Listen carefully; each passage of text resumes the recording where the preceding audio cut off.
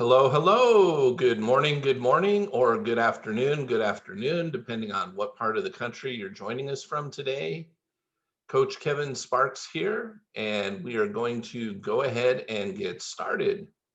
First thing I would like to go ahead and do is share my screen with you and point out a couple of things that can be helpful.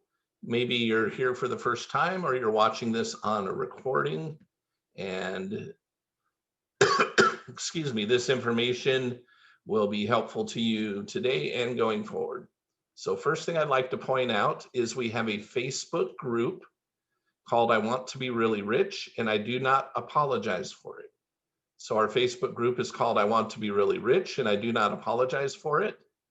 We invite you to come join us. What you can do is you can go into your own Facebook profile, look for where it says search Facebook, and type in I want to be really rich and I do not apologize for it, and you'll find us that way. The other way you can find us is you could go directly to facebook.com/groups/ I want to be really rich is one word. Okay, so why might you want to join us? Well, first of all, if we have anything special to announce to the group and in its entirety, it'll usually be pinned up at the very top. And then after that, as you can see, what I try to do, as long as I remember to hit record, is post the recordings of all the Zoom meetings. So for instance, let's say you are in a Zoom meeting and you're like, wow, I really like that. There were some things that were shared or said, maybe by myself or somebody else that's a member of the group, and maybe you didn't quite catch it or you want to review it. Well, you can come here to the Facebook group, find it, and review it. The other thing that you can do is, let's say that you're with us Monday, Tuesday, Wednesday, but you have to miss us on Thursday, but you come back and you're here on Friday. It's a way for you to get caught up.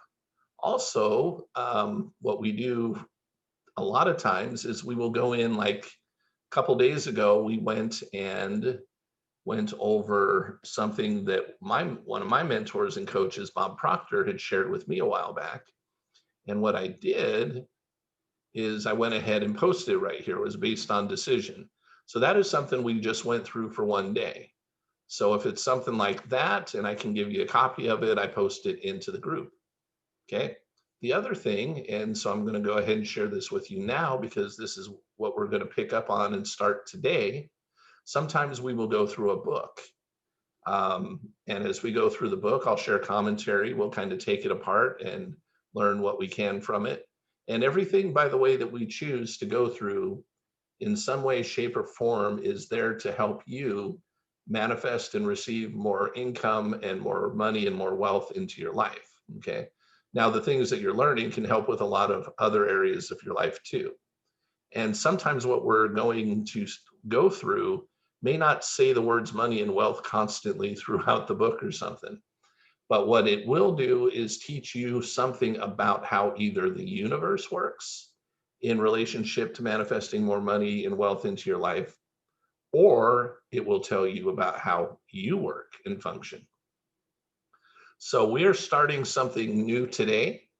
It's a new book called The Power of Awareness. It was written by Neville Goddard a long time ago. Okay. So I've got my own Kindle version. I've got my own Audible version. However, what I like to do when possible, and so far we've always been able to find something that works this way. If there's a free copy available somewhere in a like PDF form, I try and find it for you ahead of time and then use that copy to go through. That way we can all do it on the same page if we like. So I typed in The Power of Awareness PDF, and this was organically one of the first things that popped up. This is the copy I like and the copy that we're going to be using. If you want to find another copy for yourself, that's fine. But for the sake of what we're doing right now, this is the one that I'm using. So if you want to get one and follow along, what you can do is go here. So what popped up, it said The Power of Awareness by Neville Goddard - the law of, and if you look up here, it says www.law-of-attraction-haven.com. So that's the website where I found the file. Now, what's kind of cool is as soon as I clicked on that, what popped up was this. Now, it actually brought me to page 1, not page 6, but page 6 is where we're going to start Page 1 is just a title page, and then there's a couple other copyright thingies and stuff like that. And then we finally end up where it's actually the meat of what it is that we're going to be going through. So we're going to go to page number 6. It's not a very long work, as you can see. It only goes to page 59, and there's probably even a little bit of filler space in there. But I wanted to point this out to you so you can follow along. So if you're brand new with us, here's how we function.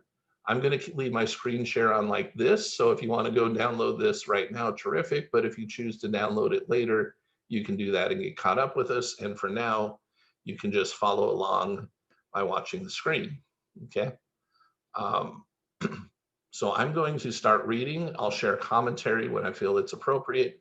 And then what I like to do is towards the end of what we're doing is leave somewhere around 10, 15 minutes for you guys to share whatever it is that you want to share or ask whatever questions it is that you want to ask. That's the part of this where we have a lot of fun. And in addition to what we're learning from these particular works that we're studying, we end up learning a lot from each other, and you guys seem to really enjoy sharing, and definitely lots and lots and lots of questions. So that's awesome. All right. If you type into chat because you're trying to get my attention, I just want you to understand that I won't be paying attention to chat at all. When the 10 to 15 minutes is left, we will come off a screen share, and then we'll be open for you to come off of mute.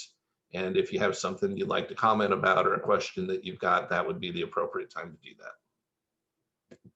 All right, so we're going to start here with a word from the publisher. Let me get a quick sip of water and we'll get going.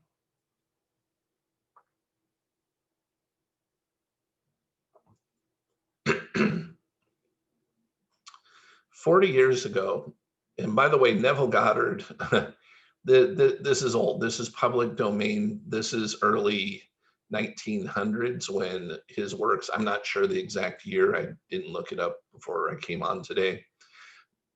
Probably written somewhere between 1910 and maybe 1930, though, just to give you a little bit of background. So if he speaks a little differently, just understand that. The other thing I want to tell you about this book ahead of time, besides that it's phenomenal, okay?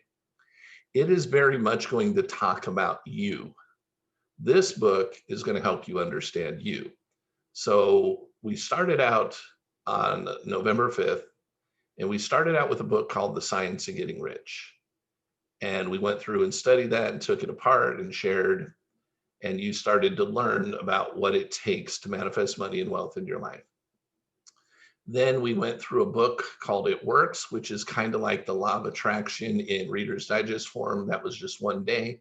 Then we went through Decision, which, yes, I said we just did that a couple days ago. Well, we did it a second time because there's enough new people here that I felt that it would be a good idea to go through that. And it seems to be one of the things that people have the most trouble with is actually making a decision and sticking with it and basing your decision on what it is you really want, not what it is you think you can have based upon the resources you currently know about and the plans and experiences of your life. Okay, so anyhow, we went through, The Science of Getting Rich. Then we went through a book called Hidden Treasures. Sorry. So Science of Getting Rich, then we went through Hidden Treasures by Leslie Householder. That particular book taught us about the 7 laws that actually govern us receiving more money and wealth into our life, the 7 laws of how the universe functions, and how if we obey those laws, we end up with what we want. And if we disobey those laws, we end up with not having what we want. Then we went to, It Works. Then we went to Decision. Then the next thing we did after that is we recently just finished up The Power of Your Subconscious Mind by Joseph Murphy. And then we went back to Decision a couple days ago. I wasn't here with you guys yesterday. That's the first time ever since November 5th that I haven't been with you on Monday through Friday. Had a family thing to go do. I was even with you during the holidays. So, but we are going into this now because the power of your subconscious mind helped you understand how your mind works, the hidden treasures, the laws of the universe, science of getting rich, the process to go through to manifest what you want, particularly money and wealth. And now I want you to understand who you are and how powerful you really are. Okay. This is extremely powerful and important. It's more metaphysical type talk in a sense. It's more spiritually minded maybe than some of what we've done. So, but I want you to understand that when you truly get to understand who you are, then you start actually accepting the fact that you can have what it is that you want in your life. All right, a word from the publisher. 40 years ago, Neville added notes in his own hand to his personal copy of the newly published Power of Awareness. In conveying this copy to Divorce and Company for the purpose of a new printing, Neville's daughter, Victoria Goddard, has both authenticated the handwriting as her father's and authorized the publication of a new edition incorporating his notes. Of these editions, there are no fewer than 20, ranging in length from several lines to the substitution of a single word for another. This latter, however, brief as it is, confers a significant change in the meaning of the text.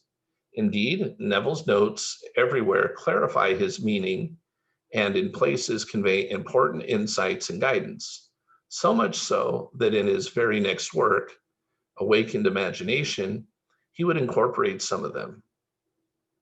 Thumbing through Neville's copy of this book, I came upon a snapshot of him in Army uniform inserted as a bookmark. It was dated 1943. Oh, here we go. Gives you kind of a time frame. So maybe a little bit later than I was talking about. And on the back, it bore his own inscription to the effect that this was the soldier mentioned in Case History 1. And Vicki Goddard has confirmed my surmise that the Case History number 2 is also autobiographical. Autobiographical. There we go. Although more loosely so. Notice that Neville's family name Goddard is here given as Lordard. Such are the pleasures of playing literary detective, although it has to be conceded that they are greatly enhanced by having the author's own working copy of his book to hand. Certainly, he is very much alive in his printed work, but curiously more so in the handwritten editions one encounters with excitement here and there. The reader will find these printed in the body of the text, surrounded by brackets, since in every case it was clear precisely where they fell. It is with the thought that Neville's brilliant metaphysics might be, for its students, more vital still that Divorce and Company has brought out this unique edition of the Power of Awareness. A word of appreciation and gratitude is due to Vicki Goddard for her generous assistance. Arthur Vergara, the editor. Leave the mirror and change your face. Leave the world alone and change your conception of yourself. Neville. All right. Chapter 1. I am. All things, when they are admitted, are made manifest by the light. For everything that is made manifest is light. Ephesians 5:13. The light is consciousness. So let's repeat that. The light is consciousness. Consciousness is one, manifesting in legions of forms or levels of consciousness. There is no one that is not all that is, for consciousness, though expressed in an infinite series of levels, is not divisional. There's no real separation or gap in consciousness. I am cannot be divided. I may conceive myself to be a rich man or woman, a poor man, a beggar man, or a thief. But the center of my being remains the same regardless of the concept I hold of myself. At the center of manifestation, there is only one I am manifesting in legions of forms or concepts of itself, and I am that I am. I am is the self-definition of the absolute, the foundation on which everything rests. I am is the first cause substance. I am is the self-definition of God. I am hath sent me unto you. I am that I am. Be still and know that I am God. I am is a feeling of permanent awareness. The very center of consciousness is the feeling of I am. I may forget who I am, where I am, what I am, but I cannot forget that I am. The awareness of being remains, regardless of the degree of forgetfulness of who, where, and what I am. I am is that which, amid unnumbered forms, is ever the same. This great discovery of cause reveals that, good or bad, man is actually the arbiter of his own fate, and that it is his concept of himself that determines the world in which he lives. And his concept of himself is his reactions to life. In other words, if you're experiencing ill health, know the truth about cause. You cannot attribute the illness to anything other than to the particular arrangement of the basic cause substance, an arrangement which was produced by your reactions to life and is defined by your concept, I am unwell. This is why you're told, let the weak man say, I am strong, Joel 3:10. For by his assumption, which is the cause substance, I am, is rearranged and must therefore manifest that which its rearrangement affirms. This principle governs every aspect of your life, be it social, financial, intellectual, or spiritual. I am is that reality to which, whatever happens, we must turn for an explanation of the phenomena of life. It is I am's concept of itself that determines the form and scenery of its existence. Everything depends upon its attitude towards itself. That which it will not affirm as true of itself cannot awaken in its world. That is, your concept of yourself, such as I am strong, I am secure, I am loved, determines the world in which you live. Let me repeat that, okay? That is your concept of yourself, such as I am strong, I am secure, I am loved, determines the world in which you live. In other words, when you say, I am a man, I am a father, I am an American, you're not defining different I ams. You're defining different concepts or arrangements of the one cause substance, the one I am. Even in the phenomena of nature, if the tree were articulate, it would say, I am a tree, an apple tree, a fruitful tree. When you know that consciousness is the one and only reality, conceiving itself to be something good, bad, or indifferent, and becoming that which it conceived itself to be, you're free from the tyranny of second causes, free from the belief that there are causes outside of your own mind that can affect your life. Okay, we're going to read that one again. When you know that consciousness is the one and only reality, conceiving itself to be something good, bad, or indifferent, and becoming that which it conceived itself to be, you are free from the tyranny of second causes, free from the belief that there are causes outside of your own mind that can affect your life. In the state of consciousness of the individual is found the explanation of the phenomena of life. If man's concept of himself were different, everything in his world would be different. Let me repeat that. If man's concept, if your concept, all right, if the way you see yourself, the way you feel yourself to be, particularly at a subconscious level, if man's concept of himself were different, everything in his world would be different. His concept of himself being what it is, everything in his world must be as it is. In other words, what gets mirrored back to us, everyone, is our concept of ourself is reflected back to us. Our concept of ourself is what's getting reflected back to us. Let me repeat that again. Our concept of ourself is what's getting reflected back to us. This is abundantly clear that there is only one I am, and you are that I am. Okay, and that's for yourself. You're the I am that causes your life to be the way your life is. And while I am is infinite, you, by your concept of yourself, are displaying only a limited aspect of the infinite I am. Build thee more stately mansions, O my soul, as the swift seasons roll. Leave thy low vaulted past. Let each new temple nobler than the last. Shut thee from heaven when a dome more vast, or with the dome more vast, till thou at length art free, leaving thy outgrown shell by life's unresting sea.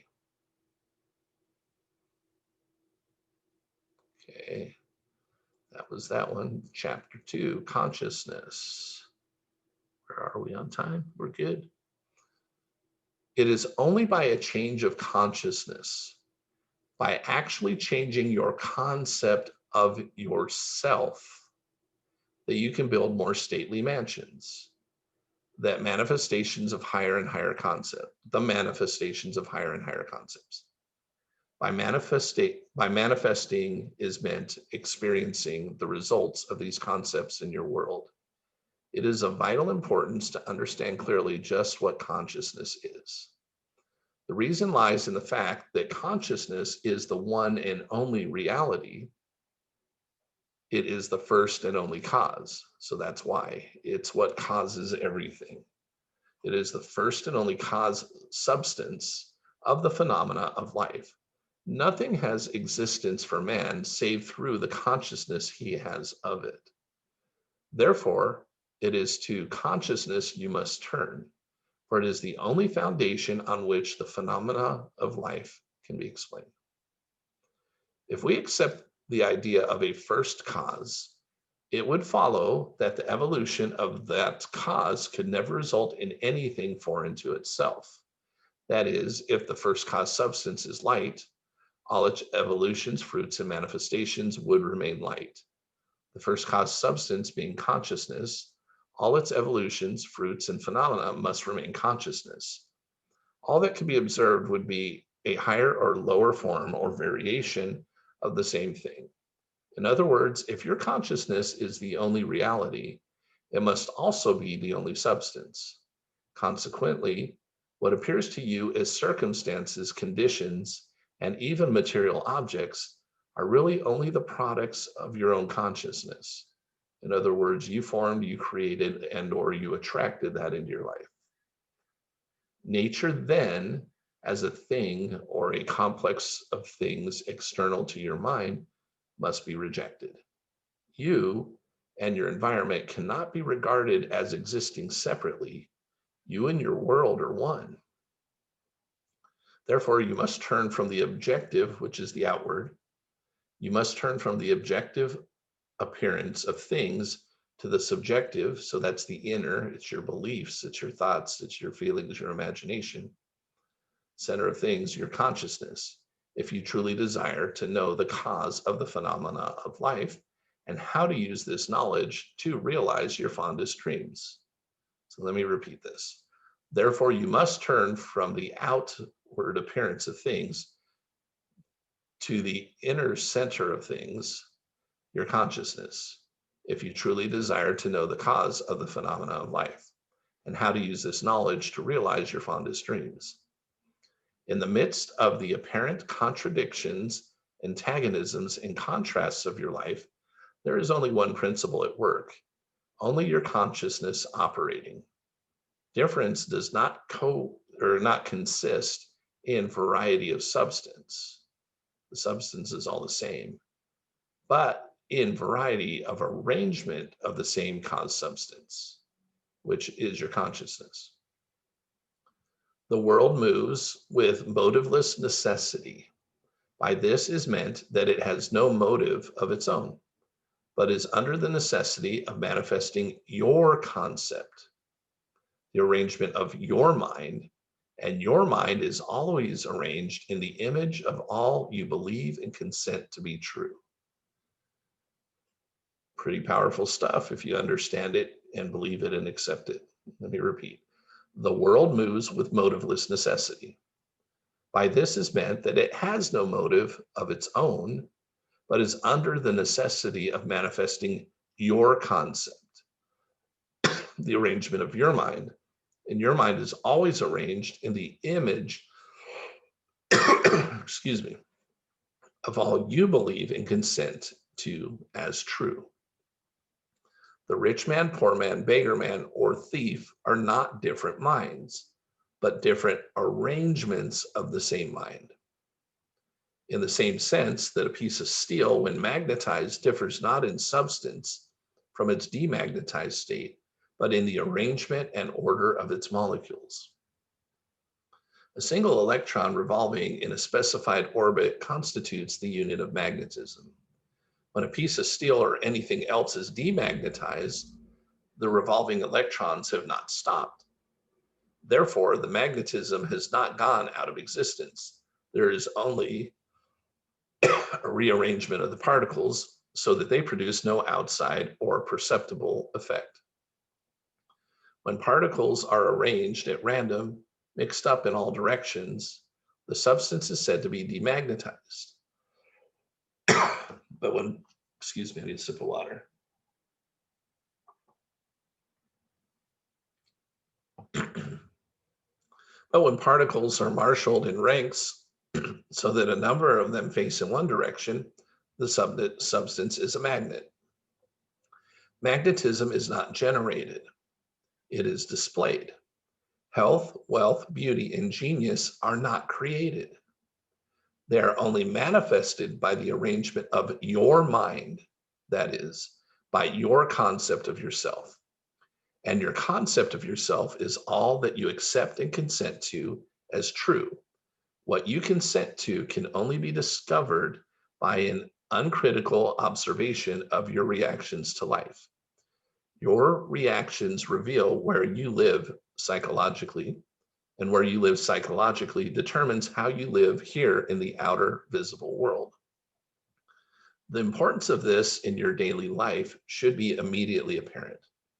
The basic nature of the prime cause is consciousness. Therefore, the ultimate substance of all things is consciousness. All right. I think, where is the next one? Chapter 3. Yeah. So we are going to stop there for today so that I can see you guys and gals, see everybody. Good to have all of you join us. Let's see. Welcome, welcome, welcome. We may or might actually have somebody new here today. Not sure. Here's what I would like to say really quick, just for those of you who might be new with us. Here's what we do now. This is your opportunity to share what you'd like to share. So you can, what we like you to do is if you've had successes related to manifesting money and or wealth in your life, and you would like to share those, that would be terrific. Also, if you would like to share what you've been learning or maybe something that stood out for you today as we went through reading what we've read today, feel free to share that. Also, feel free if it's something that we studied in the past together and you want to either comment on how that has helped your life and or maybe you have questions about it, that's fine. Any type of questions you have related to what we've studied in the past, what we studied today, and or in relationship to manifesting more money and wealth into your life, that's fair game, okay? So this is your time to share what you want to share and or ask whatever questions that you would like to ask. So the time's open for you, just come off of mute and start speaking and we'll go from there. Hey, Kevin, this is Hi. Stephanie. Hi. Hi, I'm so glad we're focusing on this today because it's so relevant to something that I'm struggling with. So bear with me. Okay. Okay. If I am, and I am is light, and light is consciousness, and a tree can say I am a tree because that's light, right? Because everything is light. Yeah. Then if I say I am rich, it doesn't mean I'm rich right then. Now I know that we can manifest it through Mhm. attraction, but if I follow along that same logic, um, a tree can't say it's a cow. I could say I am, I am not blonde. I am a brunette and with dark skin or whatever, but I'm not. I'm clearly blue-eyed and fair-skinned and all that. So, and that's DNA. You can't change that in your consciousness. That's like part of the human aspect. So I'm struggling with how to describe where my brain is stuck on this concept. Okay. Okay. And well, here's an example. There's two movies out there. There's one with Gwyneth Paltrow and Jack Black where he wants to date a model and he hits his head, and then he meets Gwyneth Paltrow who's playing this heavy girl, but he sees her as being a model. So his reflection, his mirrored reflection of what he thinks, his Uh-huh. concept is then this thin model. So that's an example, right? But in our reality as the third person watching the movie, we're seeing a different reality. Okay. In fact, there's another movie out with I Feel Pretty with I don't I recall the girl's remember name. that. Yeah, I saw that. I've Same seen that. thing, hits her head. She sees a different concept in the mirror, but we're seeing a different reality as third person viewing. So do you get where I'm saying, like where I'm going with the concept that I'm struggling with here? And I like what he's saying, and I understand light is consciousness, but I'm not making that next leap to that means something else. It Okay. doesn't necessarily. Okay. So first of all, human beings, we're the only one truly aware of who we are. You get that, first of all. It said if the tree could. It didn't say the tree says it to itself. Right. Okay, so let's start there. So we're the ones. I mean, the awareness to choose and to have unique thoughts and to create, we're truly the only creation we know of anyhow. Let's, let's take away animals and plants and things like that. There, some of them are alive, but their ability to actually, choose anything doesn't exist. They're just following along with their DNA programming. Right. And I can't choose to be, So let's dark start with or light. that. Right, like I can't turn into a giraffe tomorrow. Well, Right. right. And I'm not talking about reincarnation or any of that type of stuff. If you guys believe that and that you'll come back as a giraffe, whatever. Okay. I'm saying that I can't turn myself into a giraffe today, tomorrow, right? A week from now.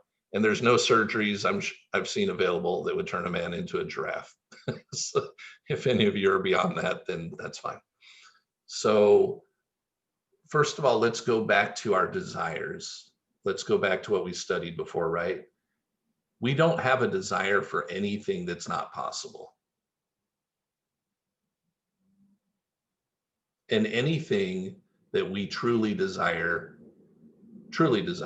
is possible because of what I just said before that. We don't actually desire anything that can't become for us. We have fleeting desires, okay? I mean, let's go back to when we were younger or whatever, of Well, course. that's not necessarily true. I never wanted the skin I was in. I always thought, being, some exotic beauty with dark hair and dark skin, all that would be what I wanted, right? And I desired that, but I can't change my DNA. Okay, so I'm not, and I don't mean to offend anybody on here if I, say what I say. There are people that try and do that, right? Michael Jackson, right? There are people out there that whatever they come into this earth on in their body, they come as a woman and they choose to be a man. Okay. Some people are working to make those changes. They have a pretty strong desire to do that. I'm right, but part of the desires that come out there too is what's been happening is I don't know that was as much of a desire as what it was somebody said something or the world told you that this is better than something else. At a subconscious level, well, she's not here right now, so my wife, I'll talk about her. I'll be nice, okay? My wife is gorgeous, and I'm not just saying that because she's my wife. She really is. I mean, of course, in my opinion, right? There are other people though that will comment on things about her, but she doesn't see it. because she had a mom that was a witch. Let's just put it simply, right? She had a mom, and even to this day, there are things about my wife's features, which I think are great, that she would like to change because somebody said something mean and nasty about it. So her desire is to change certain things. That desire didn't come from her. That desire came from a subconscious scarring, because if what she's trying to do in a sense is make herself what everybody else already sees her as, which is beautiful, which she is. I mean, I could show you a picture or whatever, but I'm just saying there are things about her. She grew up in a family where my wife is half Hispanic and half African American. Okay. Most people that see her originally, they think she's Polynesian usually. Mhm. That's kind of how it turned out. Okay. And she doesn't like her nose because her mom said crap about it. And then some of her cousins did, but see, her mom's side of the family is the Hispanic side of the family. Her mom married someone that she was dating in high school because she got pregnant. They got married. It didn't work out because mom was hard. So the guy didn't ditch or anything. Mom basically threw the guy out of her life, or else he would have been around. Right. But her Hispanic side of the family, because of my wife's 51. You go back a little while back, and it wasn't really acceptable for their daughter to be dating somebody of African American descent. But she did it to be rebellious. That was her streak in her. But she came under the pressure too of her own family, and so she starts rejecting her daughter, emotionally. So she wasn't treated like the rest of the family. So the point I'm getting at is sometimes desires come to us also because of trauma, not because Or it's what we really want. preformed through someone else in your childhood, Yeah. right? So the point is beauty, and I've just defined beauty differently than what I look like, Yeah. is what you're saying, Yeah. based on. But And if the world didn't tell you beauty was something versus, then everybody would probably be just fine with how they look. right. Okay. And same with money or anything else that he's talking about with attraction, other than the fact that DNA doesn't change what we actually look like. Right. Some people try really hard to different types of results. Some people, again, I actually personally coach someone who has done that to themselves and changed their sex, essentially, which is fine. Right. But why they did that, I don't know. That's not something they've wanted to work on. So we work on what it is they want to work on, right? Which is money and wealth and some other things. I don't know at what age they decided that would be a good idea or anything like that.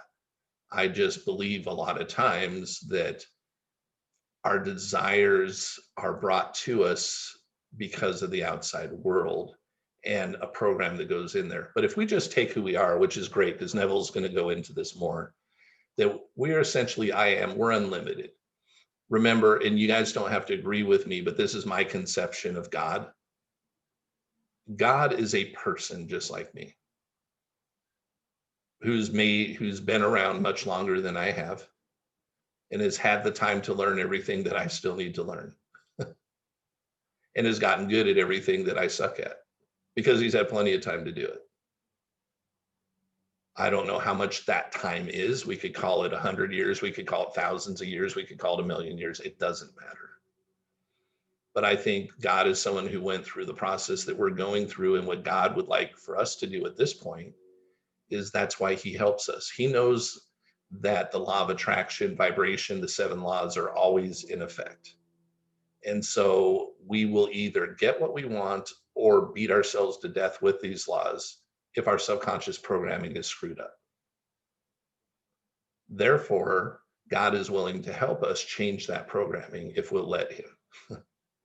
So we He's teaching us now how to impress upon the universe what it is that we want correctly. And then what God will do is, as the universe is receiving that through inspiration, intuition, revelation, God's going to tell you the next step to take. He won't always lay out the entire plan, but he'll tell you the next step to take to get to wherever it is that you want to go. But the way that we function, what God's trying to do is tell us and teach us how to not harm ourselves, but to get what we want while we go through this. But the reason he doesn't just step in and teach us everything is, we're like little infant gods right now. Okay. Maybe we're embryo almost. I think we're out of the womb, but we're really, in our understanding of how the universe works, we're pretty limited. But that doesn't stop the universe from working. Right? That's what we have to understand. Everything functions the way it's meant to function. But if we are in opposition to it, we're not going to get the result that we choose to have. But when we actually are in harmony with how things work, then we don't hurt ourselves. And our subconscious is the thing that creates the havoc. Law of attraction doesn't create the havoc. It's our programming. But our subconscious isn't designed to good, bad, right, or wrong. It was designed to put things on autopilot so that we can then go master the next thing, and then master something else and get better and better and better, improve, like I believe God has. He's just done it for much longer than we have. And he's past the stage of living on a planet of Earth like we are currently now in our form, doing what we're doing. I believe he still even has form, okay, not just a spirit type thing, but he's past where we are. After this life, I don't believe we poof out of existence. I believe we continue on. And I think most of you guys do too. Okay. Every one of us probably has a slightly different conception of what happens after, depending on what we've been taught, maybe, right? But most of us at least believe that we don't just poof and we're gone. But I imagine we're going to be doing something more than blowing trumpets and praising God in a sense. I'm sure there'll be some thankfulness. There'll be, hey, we'll be at a different stage where we might actually get to sit down next to him and talk with each other and stuff like that, right? It won't be invisible to us any longer. But I don't think we're going to just sit there and blow trumpets for eternity. Don't you think that'd be kind of a big waste? Yeah. Right? I believe that we're going to continue to progress. And then maybe what's going to happen at some point in time is we're going to have our opportunity to create a planet Earth and say, hey, now this is your planet Earth over here, and you're going to help these intelligences become like you are now, because you've now gotten to this point. Just like parents, we do with our children. We do it imperfectly because we're imperfect, but essentially God at this point has been perfected in that sense, so he doesn't harm people. But he allows us to go through what we go through because we are eternal. And even as much as this all hurts, it doesn't truly kill us. We don't go out of existence. So we can learn a lesson from this no matter how much it hurts when we mess up. And the one thing that we should do every time we mess up is be quick to forgive ourselves and move on. And when somebody harms us, be quick to forgive them and move on. Because if we don't forgive them, essentially we don't forgive ourselves.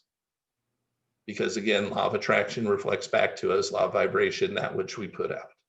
So if we look at God and life as something terrible and hard and difficult, that's exactly what God and life will be for us. If we see God as someone who is loving and caring and forgiving and willing to help us overcome the challenges we face, then that's exactly the God that will reflect back to us. And that's what we're going to get in our results. So again, my thoughts and feelings about this, but what I wanted to do and why I chose Power of Awareness is Neville is going to go pretty deep into who we are and how we work. Based on the premise, you will almost think he's saying you are God. And based upon what I'm saying, yes, that's actually true, but we think of God as this all-powerful being. Does that mean we're all powerful? Potentially. But we haven't progressed to the next spot, right? We don't get driver's licenses in this country until we become a certain age and we do certain things. Well, we don't necessarily get godhood till then either. Does that make sense? Right? We have to do some stuff first and learn some things. but why not?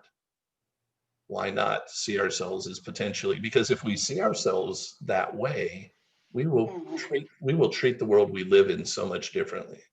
And we won't get all bent out of shape when things go wrong.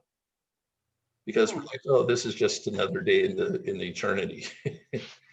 and we won't take everything so seriously. And we'll be waiting. It's okay. It's okay, Kevin, if we don't absolutely agree. I'm gonna glean from that Exactly. those concepts that I can address too, but yeah.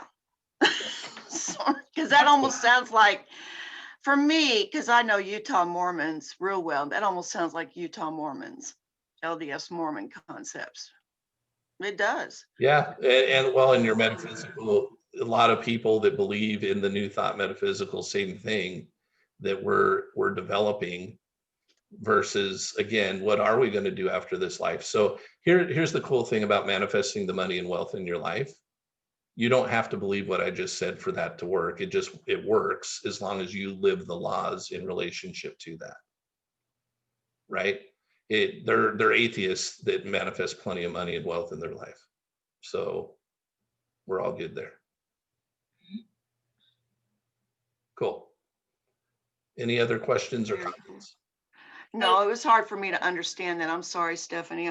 It was hard for me to understand that. I'm stretching, but anyway, so I'm going to have to look over these notes later on. That's okay. Okay, good. It's not a problem. Yeah. Hi, Kevin. It's Takira. How are you? Awesome. How are You you? look great. I'm good. You look refreshed. Whatever you did, you look different. Thank you. Look I feel nice. You look good. That's good. I wanted to ask about, because I love Neville Goddard. I'm reading and listening to this Power of Awareness all the time.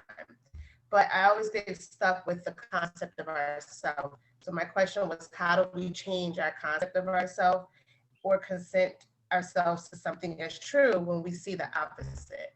Like if we want that's the whole a lot of money or wealth and we don't see that in our bank account.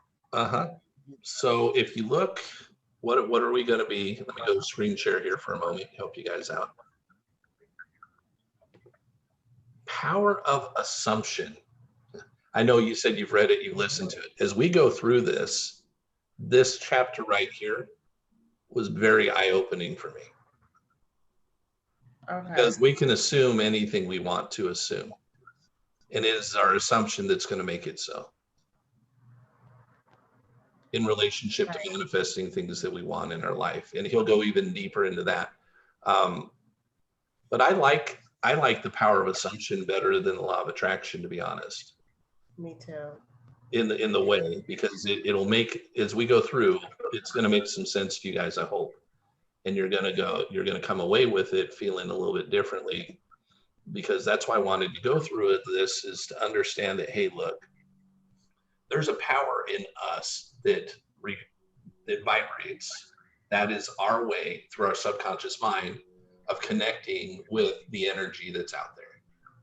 It could be called energy, formless substance. A lot of people will call energy God. I prefer differently, because does not energy actually represent itself in both good and bad things?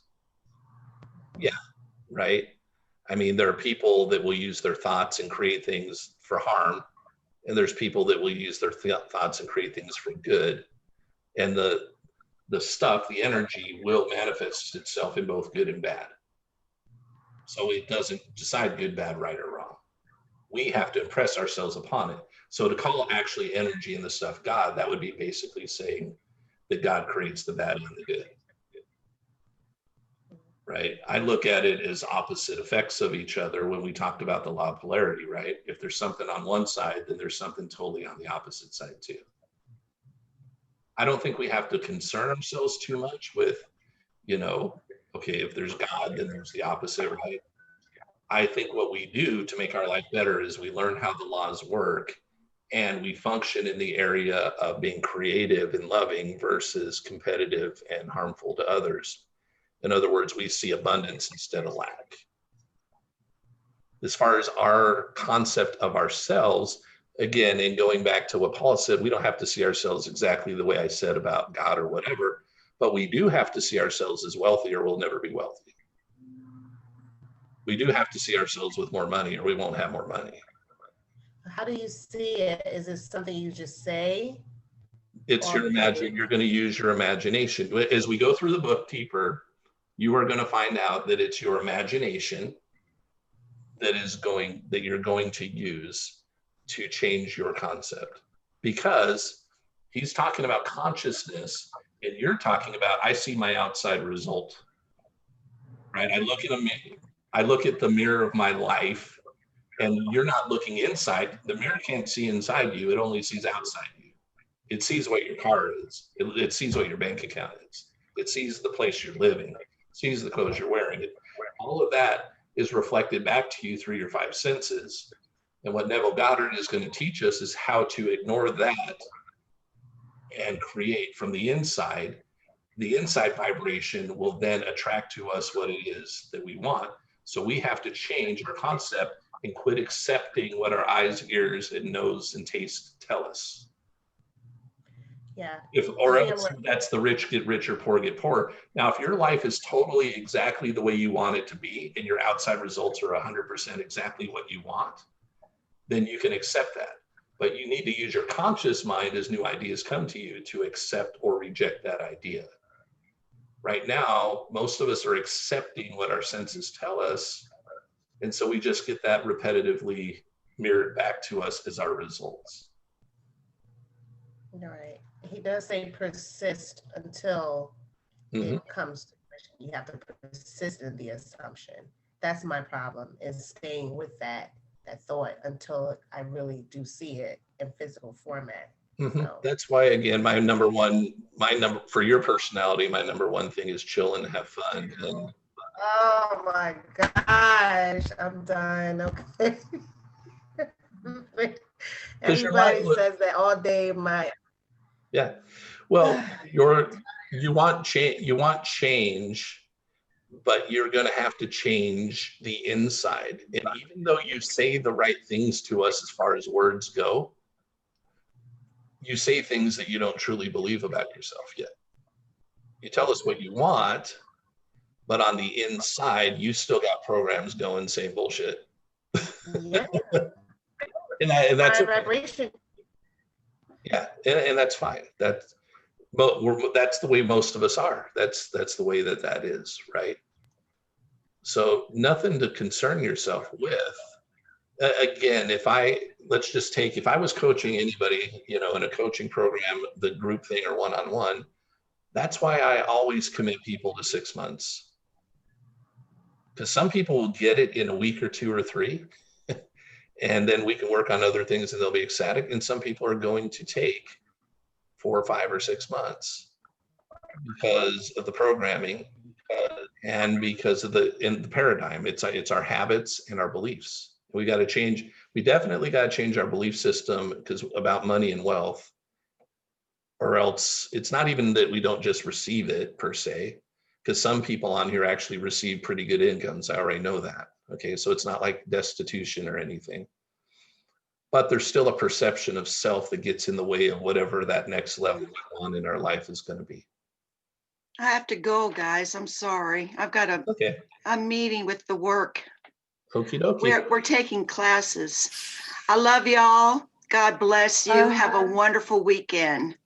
Thank you. You are wonderful people. Thank you. Same to you. Bye-bye. Thank you. Take care. Bye-bye. All right, my darlings. Okay.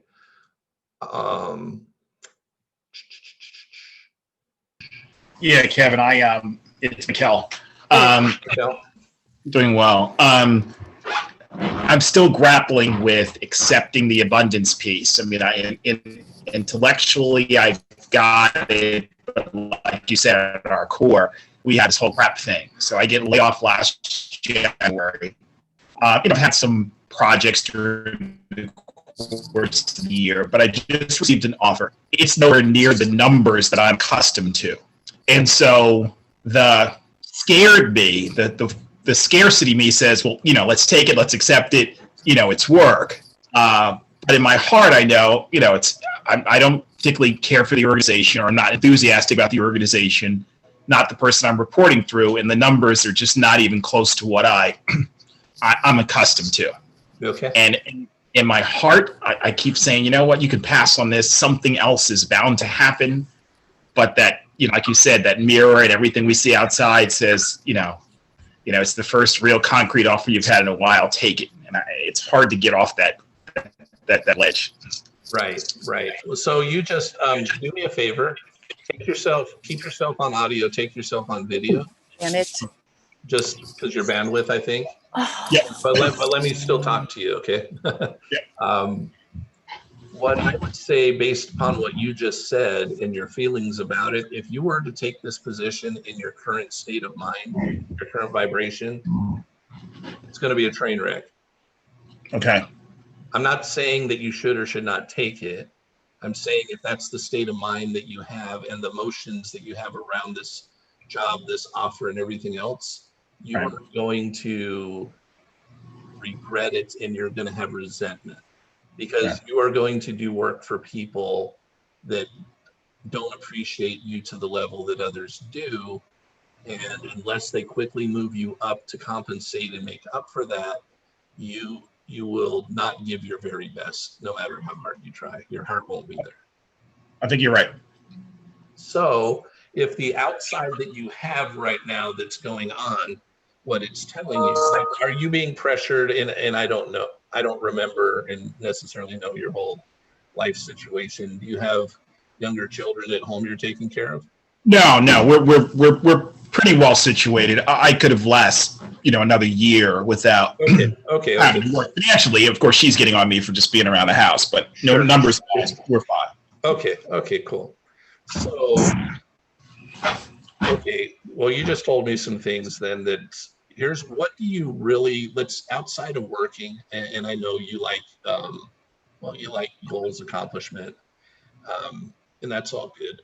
What do you like to do for fun that if you had, I know you got time, but let's pretend like every dollar you spent going forward, it came back to you in 24 hours.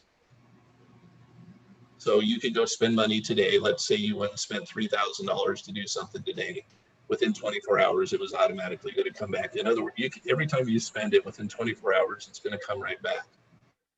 If you could go out and do things that would be fun for you, that you really enjoy doing, whether they cost money or not. The reason I talked about the money thing, I'm creating this scenario, is just to give you the peace of mind that whatever you spend on doing something, it may not multiply, but it's automatically replenished. And since you got enough to live for a year, you could go spend half of that today and it literally would come back in 24 hours. So you don't have to concern yourself with that. What would you go do right now that you haven't done in a while or never done for fun? I mean, for all the time, I'm an avid golfer. I mean, I like to play. I would probably play some course I've never played before, or enter an event that, that's more competitive than I normally play. Okay. And I mean, traditionally in the business world, a lot of relationships are developed, new ones, and contacts obviously in the business world get developed on the golf course. Absolutely. Right? Absolutely. I would say something to this effect. You know what, God, I want to go play golf for the next whatever amount of time. I'm going to go golf every day for the next whatever, or I'm going to golf 3 times a week. And I'm going to chill out about this offer. Do me a favor if it's possible. And I know it's possible, but if it's the reason I say possible, if it's for my highest and best good, let me go play golf and meet somebody on the golf course that can help me get to the next level I want to get to. Outstanding. And you can always hire me as a coach. Absolutely. You absolutely. And I don't know if you saw the announcement, but go look at that announcement. Because you weren't on Monday, Tuesday, or Wednesday, but essentially I've opened up the days I'm available for the group coaching stuff to 4 different times. So go in and look at that announcement, or what I'll do is I'll send you the video later today if you send me an email message. I know you got my email. Yep, I will do that. Awesome. Thank you so much. You're welcome. Okay, this has been an interesting, different kind of conversations today. However, I'm still here. I'll spend a couple more minutes with you if anybody has any questions or comments they'd like to share. Yeah, Kevin, I had a quick question about the other group Uh-huh. coaching. Uh-huh. What's the difference between the group coaching that you would do versus this one? Oh, versus being on here every day? Yeah. Oh, the tools and materials I give you, the homework assignments you have, and the accountability that you have. Right now, I'm just taking you through an overview of how everything works versus actually reprogramming you to do it. You can try it. You can do it. The biggest thing that would happen on it, me coaching you, is if you want it to happen in a short time frame and pretty much guarantee it, yes. If you're good waiting 2, 3, 4 years to figure it out, go watch every YouTube video, read every book you want to read, and attend everything like this you possibly can. But if you let's pretend, any sports that you like? Yeah, football. Okay, football. Did you ever play any? I don't mean pro, obviously, but like, did you play in high school or junior high or college or Yeah. anything like that? High school and middle school. Okay, all right. What position, by the way? Corner Cornerback and safety. Yeah. So you're pretty quick. All right. Yeah.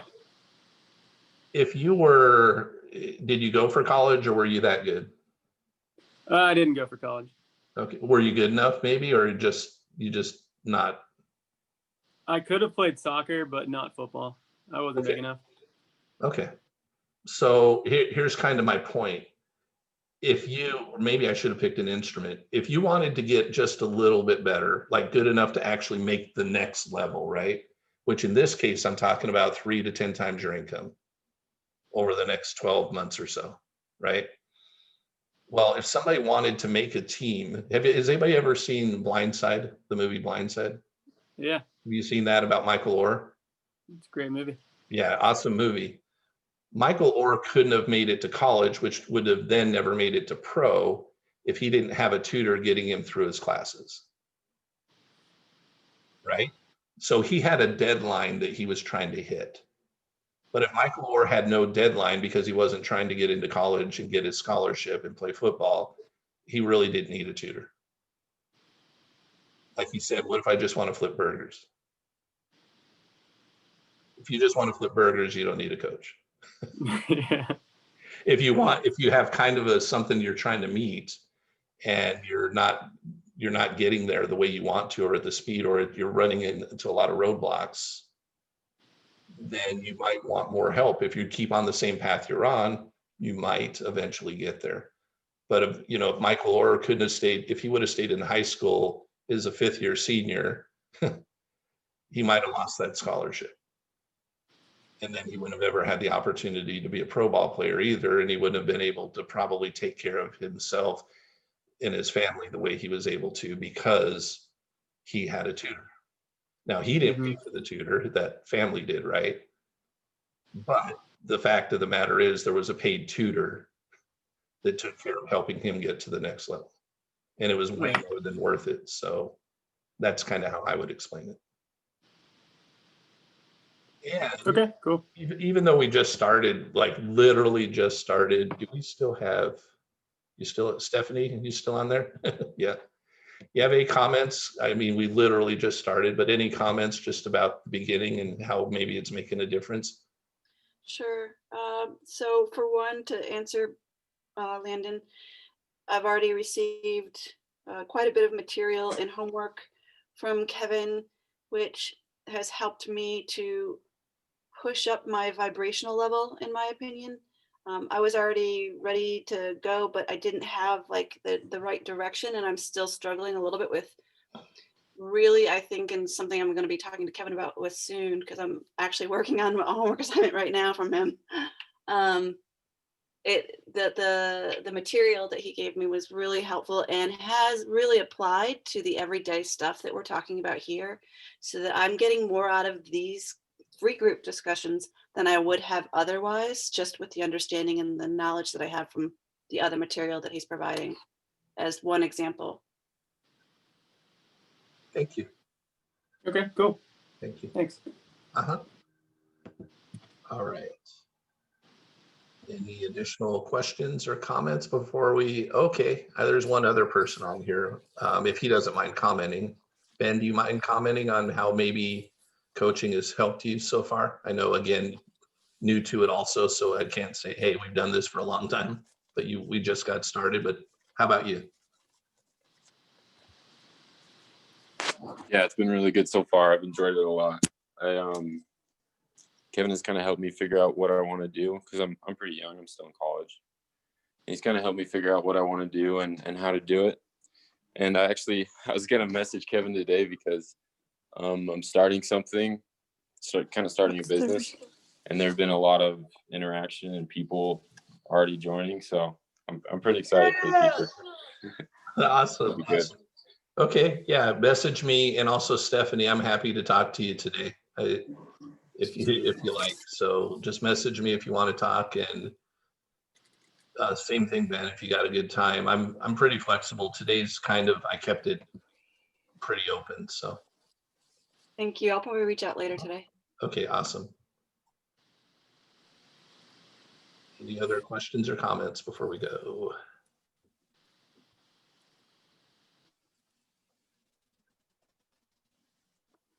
Hi, Lillian. Looks Kevin? like in and out, in and out. Hi. Hi. I am. Hi, how are you guys? How's everybody Good. doing? Awesome. Sorry, I'm driving. Okay, I just wanted to ask, the guy that talked about not taking the job, does that violate the law of attraction? Like, because here's opportunity to make money, and like, are you saying no to the universe for money by not taking the offer? Okay. It's so- just the question. Yeah. So here, what did I say to Mikkel? What I said was, based upon your current vibration and how you think and feel about this specific opportunity, it's going to probably be a train wreck. That doesn't mean he can't rethink it and later today go, you know what, it's just me, but if he starts looking for what the positives could be, he might find those. But I also believe too, and I've done this in my life, there are times where I took something because it was leading me in the direction I was wanting to go. That's what we're talking about, law of attraction. This one's not even leading him to progress that he's aware of. So he would have to feel like, okay, I'm doing this for the learning experience. But he would actually feel good about it, even though the dollar figure doesn't match what he's used to earning, because something about it would feel in alignment. Now, if it's just, and I have that too, right? If it's just pride, this or that, that's different. So the best thing for Mikkel to do is just inventory his own thoughts and feelings about, what is my reason for not, or whatever.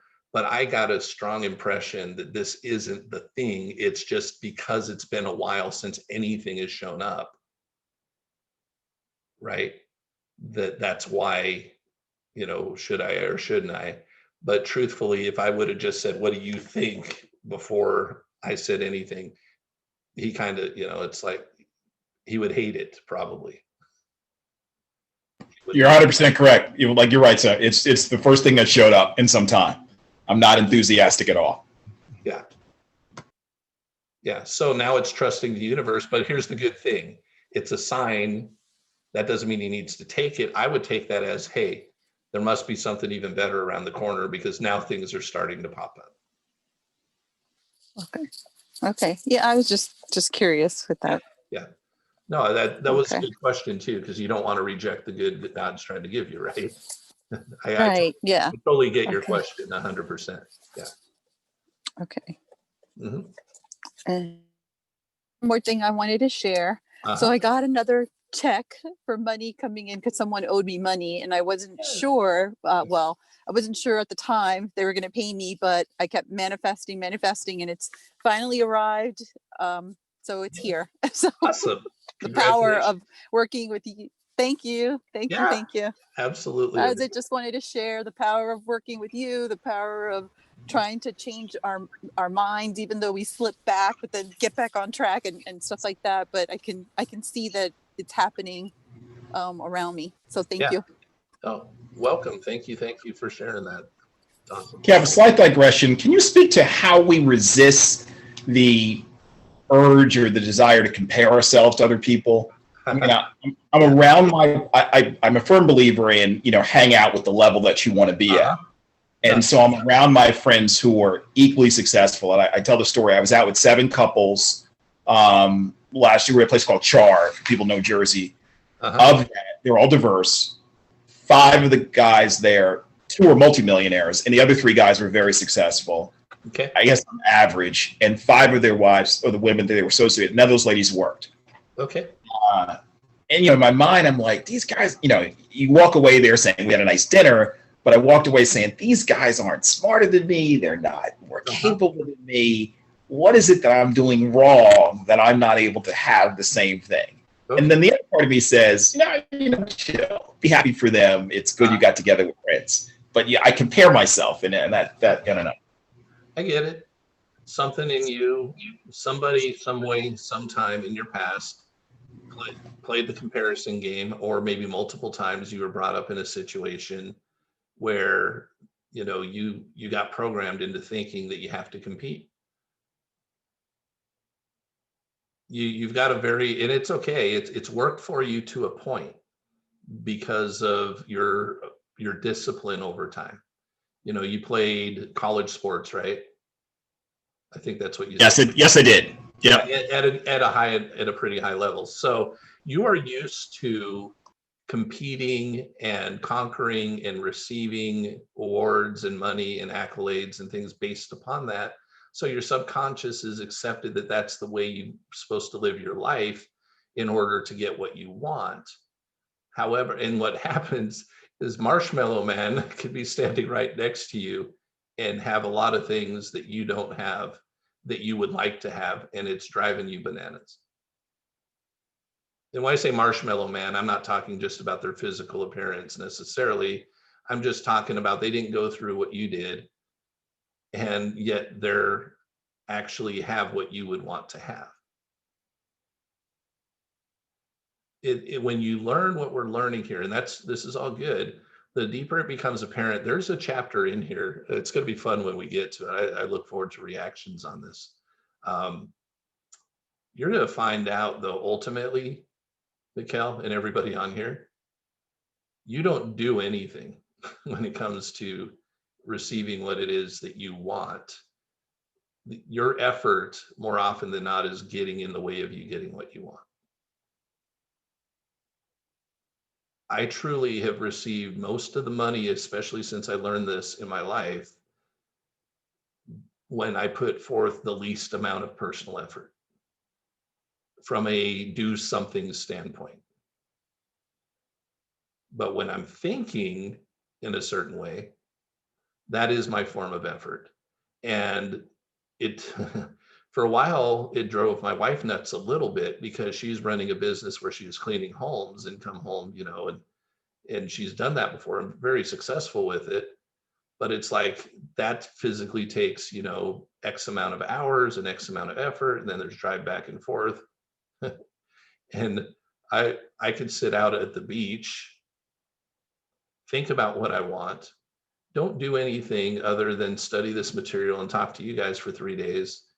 And then somebody out there will say something to the effect, can you help me with this? And then what would it cost for your help? No effort in that. Go to Disneyland a couple years ago. More money showed up. Somebody said, I'll buy that.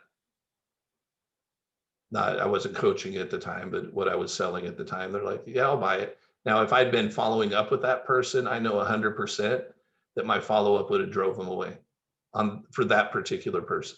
Not everybody. You're always taught in sales, follow up. That person, it would have drove them away. But I knew intuitively through the law of attraction and inspiration that person, just leave them alone. And that person called me up on my vacation and said, I want to sign up for this. And I got paid $10,000 while I was on vacation. Yeah. That's just my common life now, versus I used to work my butt off, and I've worked my, 10, 12-hour days. I don't know if I told any of you guys this, but once upon a time, I was a Walmart manager of a supercenter. Okay. That's a lifeless job. as far as time to yourself to do anything you want to do. Right. And I worked my butt off, but I didn't receive. And you could say, well, it's because of what you're doing or whatever. Okay. But I worked harder during my working years than I have during the last, what's it been? I'm coming up, well, no, shoot. Next month, I'll be 15 years that I haven't worked for anybody, and I haven't worked more than, 20 hours is a busy week. I'm not saying I haven't continued to grow and learn over time, but you can have as much money as you want, Mikkel, and you can have the stuff that you want. But in order to receive it in the creative way, you're going to have to stop doing it the way you're doing it right now. It's going to take a little time to change that programming, but you're capable of it just like everybody else. And you'll be the biggest person, you'll be the biggest fan later on, because you're going to be like, I can't believe how little I do for so much. And that's where that is the conflict I had, and you're probably going to have too. Those of us that have been hard workers, this is going to feel so easy that we're going to feel guilty. So you're going to have to program yourself not to feel guilty that you just watch somebody work their butt off and not receive as much or that you did. I don't sit around at home in the lotus position all day long and hum and money shows up. I've had money show up without doing anything, but my effort and actions to receive money into my life are, hey, call this person today. It might be the only thing I do the entire day, but I receive some kind of response and I feel like I should go make a move. I go make that move. I don't go doubt it. I just go do it. Even if it's not the time I want to do it, even if it doesn't make sense to me, I'll try my very best to stop and do whatever I feel inspired to do. And invariably it works out. So the competitive mindset is something it's good for sports. Okay, there's got to be a winner at the end of the game, but it's not good for manifesting money and wealth in your life and doing it without the fear of someone coming along and taking it away or being better than you later on. So those are my thoughts, Mikkel. Thank you. You're welcome. All right. Well, yeah, we definitely have gone a little long. Anything else that if I don't answer it, you wouldn't sleep well tonight?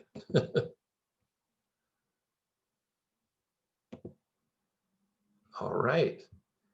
I appreciate every single one of you that showed up today. I appreciate you giving me a day off yesterday to do some things I needed to do. And I look forward to seeing everybody on Monday. Thank you, Kevin. You're welcome. Everybody have a great weekend. Thanks a lot, Kevin. You're Appreciate welcome. it. Have a good one. Thank Thanks, you. Kevin. Have You're a nice totally weekend, welcome. everybody. Bye, everybody. See you Bye. all Monday. Have a good weekend. Thank you.